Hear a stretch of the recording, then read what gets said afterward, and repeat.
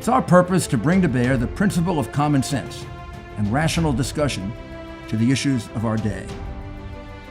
America was created at a time of great turmoil, tremendous disagreements, anger, hatred. There was a book written in 1776 that guided much of the discipline of thinking that brought us to the discovery of our freedoms, of our God-given freedoms. It was Thomas Paine's Common Sense, written in 1776, one of the first American bestsellers, in which Thomas Paine explained by rational principles the reason why these small colonies felt the necessity to separate from the powerful Kingdom of England and the King of England. He explained their inherent desire for liberty, freedom, freedom of religion, freedom of speech, and he explained it in ways that were understandable to the people, to all of the people. A great deal of the reason for America's constant ability to self-improve is because we are able to reason, we're able to talk to each other, we're able to listen to each other, and we're able to analyze. We are able to apply our God-given common sense. So let's do it.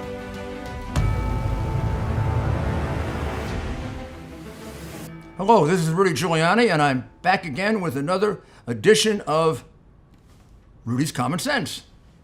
Today, our subject is going to be maybe a surprising one. So I'll kind of approach it a little slowly. So this Black Lives Matter movement, when you hear it, please don't think it's about black lives. It's about an infinitesimal proportion of black lives, the ones that are in some way involved with the police. Not the 800,000 or 900,000. I mean, the 8,000 or 9,000 per year that are killed by citizens, 90% of which are other black people. No, they don't care about that. Nor do they care about the one-year-old child who was killed in Chicago, in New York this weekend, or the 13 that were killed in Chicago, many of whom were black. Or, gosh, I could take you to Philadelphia or St. Louis or Minneapolis, and we could talk about the same thing, and we could talk about Black Lives Matter's total lack of care. But they have an agenda. Their agenda is to change, ultimately destroy, the government of the United States the way it presently is constituted. They want a totally different kind of government that is on a socialist communist model, and that gives preference to people of one race. That's about the best way you could describe it. Interesting. This agenda goes back to 2016, 2017. That's when George Soros set out on his own agenda.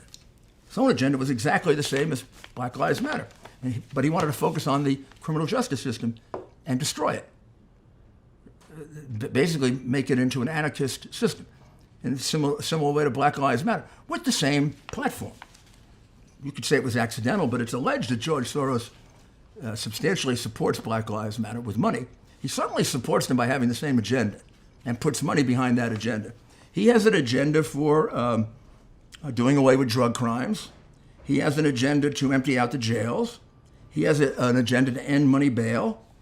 He has an agenda to defund police departments.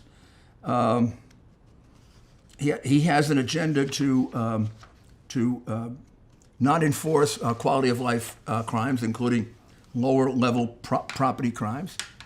Very similar to their agenda. And they support it through protests that turn into riots, sometimes through violence. He supports it by contributing huge amounts of money, like, I don't know, over the years, 25, 30 million in a short period of time, since 2015, 2016. And he puts the money into places where there generally wasn't the expenditure of a great deal of money. District attorneys' races. District attorneys in most of the country, the people who prosecute crime, are elected. They're not appointed like the U.S. attorneys are by the president, which has always been a matter of some concern because there's a fear that it would politicize it. And in many of these states, they had become even nonpartisan races. In other words, not Republican, Democrat. And rarely do district attorneys' races involve the political distinctions that occur between the two parties.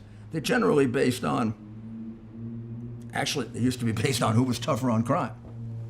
He turned them into trying to elect the people who were the softest on crime, very often not former prosecutors, very often either criminal defense lawyers or civil rights lawyers who believe that the criminal justice system has to be, changed into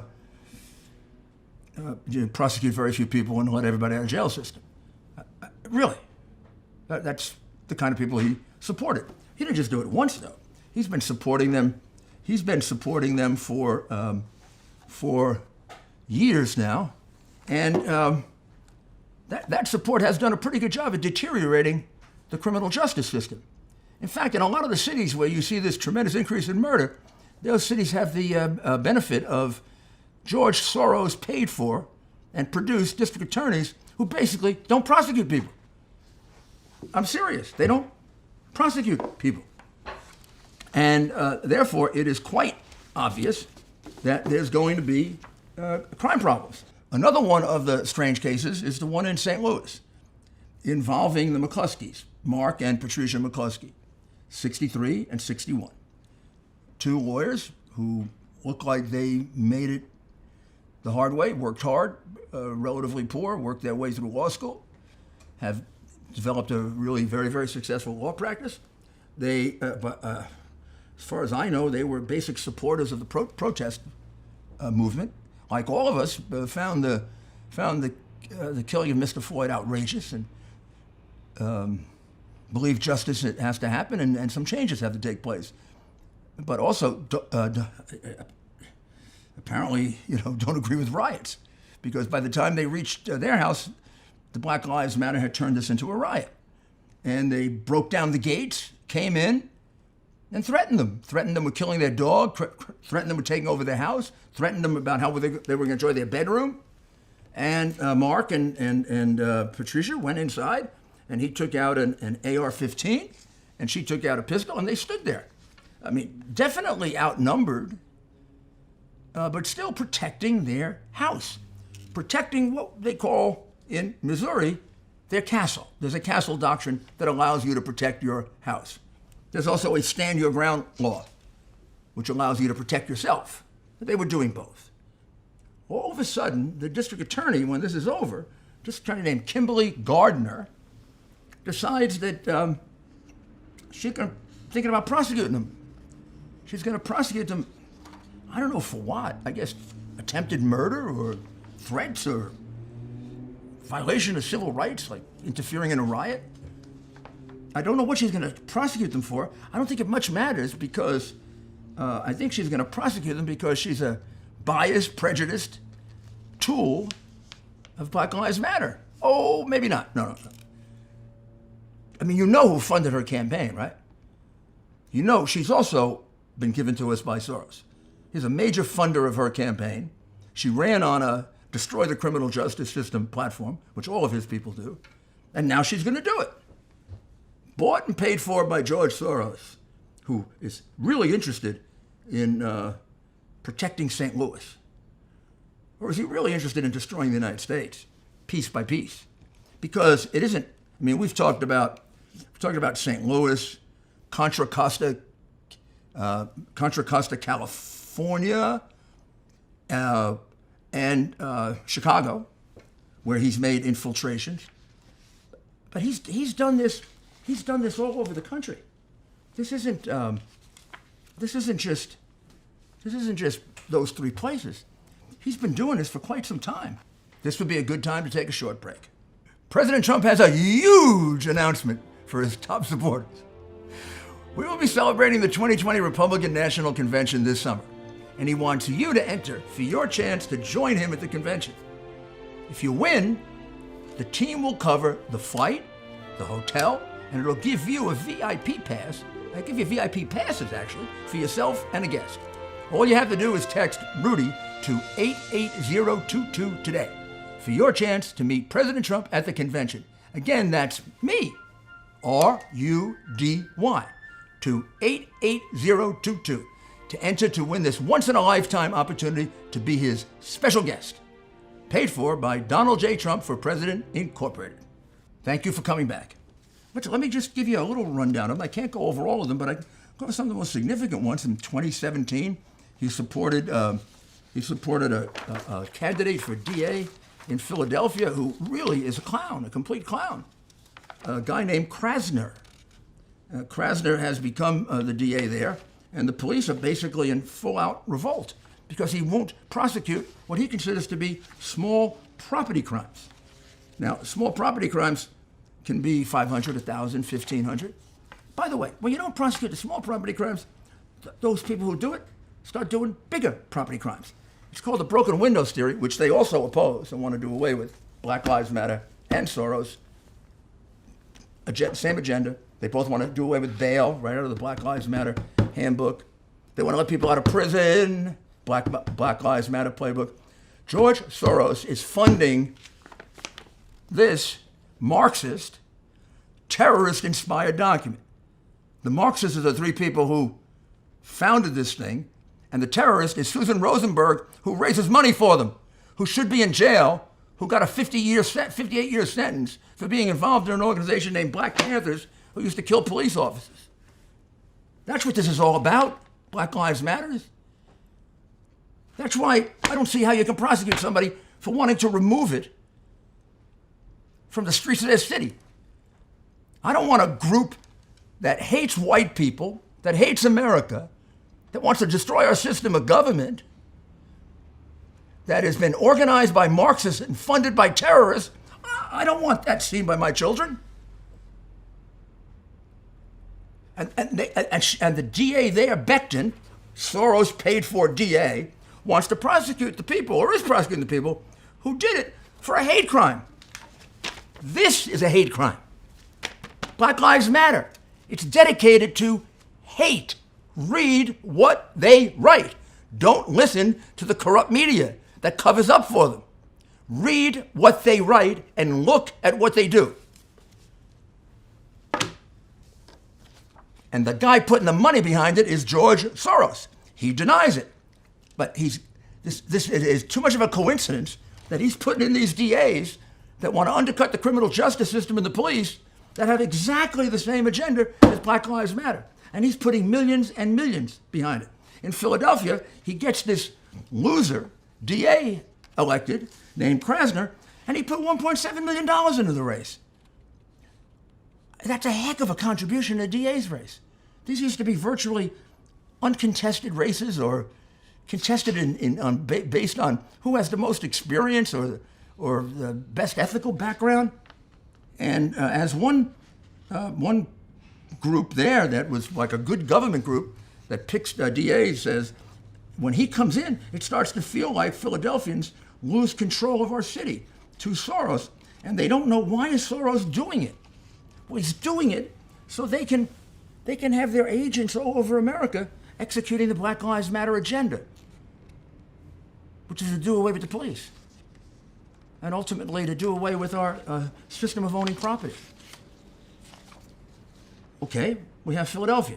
We got Krasner there. And, oh, by the way, we got property crime going through the roof there. So Soros' gift to Philadelphia is that people are getting their stuff stolen left and right. Thanks, George. Very helpful. And almost all these cities, by the way. Look at Chicago. We'll talk about that in a minute. But think about Chicago. Just keep thinking about Chicago. So here we have in 2018, this is the one with Becton. He gets his friend Diana Becton. He put $49,646. That was just one contribution. And she wins, virtually no qualifications for the job. And she's the one who is going to prosecute the people for hate crime, just in trying to wipe out Black Lives Matter. I don't know. What about all the people that do all the crazy painting on walls and stuff like that? The graffiti people. They don't prosecute them anymore. My city, I got rid of all the graffiti in my city. All of it. I drove around last night in Brooklyn. It's all back again, thanks to de Blasio. You don't prosecute those people for vandalizing people's houses and factories and buildings, and you prosecute these people for just wanting to get rid of a sign that represents a Marxist hate group that hates America? I don't know. Maybe they should just be told not to do it, or maybe they should be given an award for doing it. Oh my goodness! And then we got another one here, and this one is San Diego District Attorney race, where he put in $1.5 million to elect in this case a again an unqualified a candidate to run against the district attorney there. Then he put in another $402,000 in the race in San Diego, and he had that was twice as much as the public defender's race had raised. So we have him in California. Then we had him in Monroe County, New York, little Monroe County, New York, and he's supporting a candidate named Sherry Curry Mitchell. He put in $810,000 in little Monroe County, and what she wanted was expansive cutbacks in use of cash bail, Black Lives Matter, and legalization or decriminalization of marijuana, Black Lives Matter. Then he won 2 elections in Virginia in 2019, in little counties in Virginia, which there'd be no reason for him to have any possible involvement other than they ran on the same platform of deconstruct the criminal justice system. And then he is now engaged in a real big one. What he's doing in this one is he's going to go up against the District Attorney of Los Angeles. The District Attorney of Los Angeles, the incumbent District Attorney, is named Jackie Lacey. She is, I believe, the first African American or black woman, whichever you prefer as the way to say it, first black woman District Attorney in Los Angeles County. And by all reports, is a good, balanced district attorney. And there was a U.S. district attorney in San Francisco named George Gascon. George Gascon is a progressive. He believes in no cash bail. He believes in not prosecuting property crimes. He believes in letting people out of jail if they've gotten too high a sentence. He's basically a pro-criminal district attorney, which really means you don't need a defense lawyer anymore because the district attorney will defend you. Kind of ruins the system, but I'll tell you what else it does. So since he became district attorney in San Francisco, San Francisco has the highest property crime rate in the nation. I didn't say they had an increase in their property crime. I said they have the highest property crime rate in the nation. So Gascon got thrown out of office. Even the mayor of San Francisco and the city attorney of San Francisco wanted him out.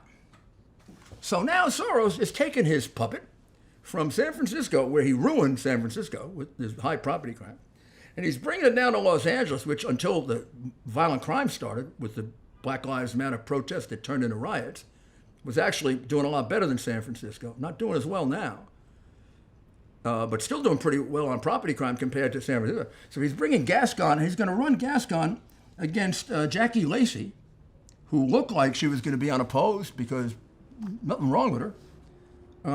And right now, Gascon's ahead in the polls because this guy has given him a fortune. So he can do to L.A. what he did to San Francisco, which would make it the highest property crime place in the country. Am I missing something here?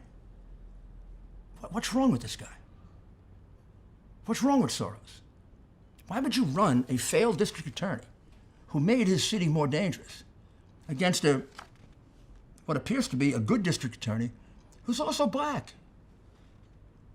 Because actually, in the long run, it's not even about Black Lives Matter or blacks or whites. It's about getting control of our government. It's a Marxist agenda. It's an anarchist agenda to try to get control of our government, to make us hate our government, to find ways that they alienate us from our government. And Soros is a very material part of it. This would be a good time to take a break. Here where I live in New York City, you see people wearing these more and more as they commute. They're earbuds from Raycon. When commuting, you'll see them all over the city. But they're great to wear right now from home on video conference calls, or when you're exercising, or you're watching this video podcast, or if you want to listen to music. You just put them in, hit the music, and I'm listening to Bocelli Con te partirò. You can listen to your favorite music. Raycon earbuds are really comfortable to wear because they connect by Bluetooth seamlessly, and you're not having to untangle all these headphone wires. The first time you listen to your favorite music, whether it's opera or something else, you're going to be amazed at how good the sound comes from this little thing. What Raycon has done is truly amazing. You get 6 hours of playing time between charges.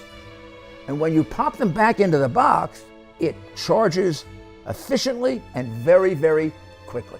And they're not that expensive. You're going to save a lot of money on these. You buy these online. Buy raycon.com/RudyG.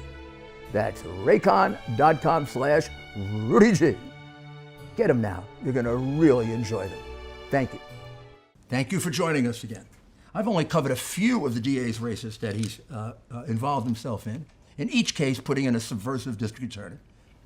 In many cases, without any regard to the people of that city, because people of that city are suffering mightily from the crimes that are now taking place that would not take place if you had a competent district attorney. Because for the police to be effective, you need a competent police department, and you need a competent district attorney, and you need a competent mayor. That's how you bring crime down. That's how I did it. I didn't do it by myself. I did it with 2 good U.S. attorneys and 5 good district attorneys. And I was heavily involved in making sure that at least district attorneys were properly funded. And none of them were idiots like this. None of them were pro-criminal district attorneys. They were fair. Some of them were legendary, like Bob Morgenthau. They were fair, but they weren't, let the criminals out of prison district attorneys. We have defense lawyers to keep people out of prison. Prosecutors are supposed to put people in prison who endanger the public. And when they don't, we have 63 shootings, like in Chicago. Or we have a 1-year-old child killed in New York. And then another 20 or 30 or 40 or 50 shootings. We're again having days in which 12 hours in a row, shooting, all over New York.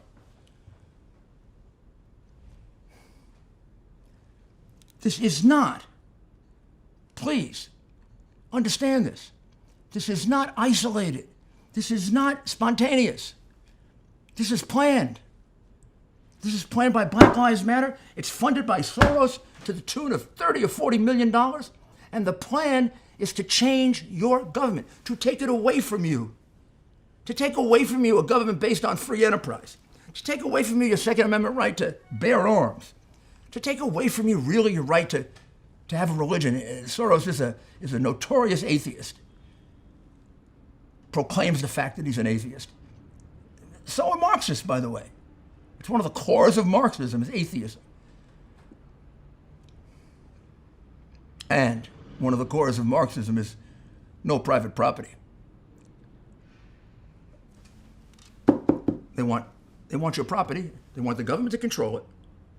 But they do want one preferred class, and that's the people who are they're going to get like a lifetime salary. And that's going to be black people will get that.